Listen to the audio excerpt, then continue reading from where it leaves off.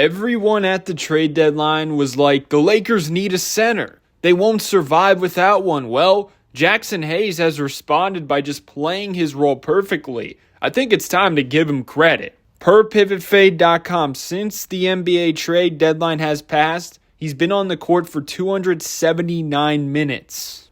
The Lakers have a 104.4 defensive rating. If that sample size is too small for you, I'll go over the whole entire season. He's played a total of 766 minutes for the Lakers, and they have a 109.8 defensive rating with him on the floor, plus 6.1 net rating with him out there. And get this, when he plays above 20 minutes, the Lakers are 15-1. That is just insane. And as a 7-footer defensively, he gives them a lot of versatility because he can hold his own on the perimeter. These two plays versus Minnesota perfectly showcase what I'm talking about. Reeves gets screened out of the play, so he has to switch. As expected, he gets blown by because Edwards is too quick. LeBron is there to help. And look at him fly to close out on Mike Conley and get a block. He's always hustling and he's always great in these situations. And then LeBron and him just switch. Look at his pickup point as a center, taking away that three, but also being quick enough to slide his feet and stay with a talented driver. Then he caps it off with a great block. And versus the Knicks in transition, Josh Hart's going full speed, crosses left to right. He just swivels his hips like it's nothing and meets him at the rim. And then here against the Clippers, the Lakers have trust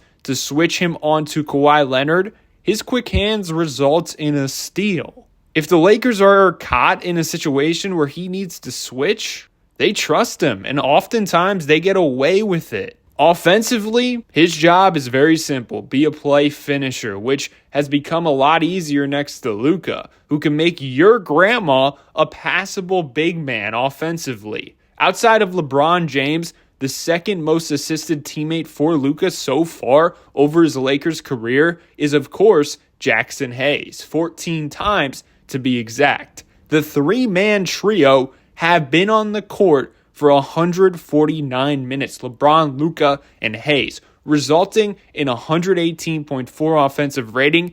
That's good for a top 5 offense, plus 102.6 defensive rating. That's good for the best defense in the NBA. These three have been working well together. Hayes plays his role perfectly. He attempts 3.7 field goals per game, and 2.1 of those are dunks. He's never trying to go outside his role and trying funky shots. He's shooting 79.5% from the field in the restricted area, 97th percentile. Now let's go over his most underrated asset. He's a fine passer for his role. He's averaging a career-high 1.1 assists per game. Constantly, teams are selling out on LeBron and Luka, just like here. Immediately, he locates the cutting Luka for the easy two. Again, LeBron drawing two. With how quick he's going to the basket, everyone and their mama is thinking, oh, he's going for the slamma-jamma. Austin Reeves is now wide open because of that deception. Instead of forcing up a hook shot versus a very good rim protector, he performs the old-fashioned give and go with Finney Smith. That right there is a perfect example of him accepting his role and refusing to play outside of it. And for a center, he's not the best rebounder, but he's very active on the offensive glass, averaging 1.4 offensive rebounds per game. And oftentimes, it's leading to second chance points for he himself, but also opportunities for his teammates.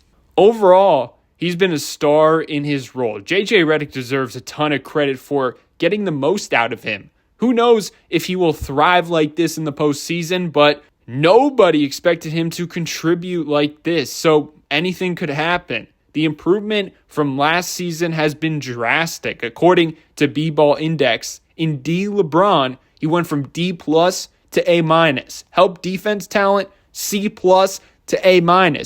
Rim protection, a big fat F last season, and now he's at B+. And lastly, post defense, another F to an A-. The glow up is real leave a like, comment your thoughts below, and subscribe.